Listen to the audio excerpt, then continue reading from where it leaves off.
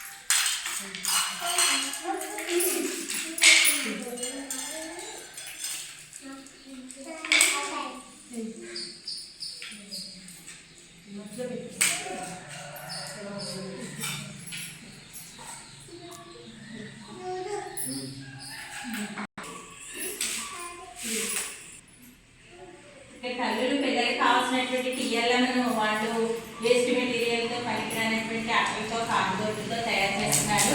తల్లులందరూ పిల్లలకి కావాల్సిన ఆటబొమ్మలు కూడా ఇక్కడ తయారు చేయడం జరుగుతుంది.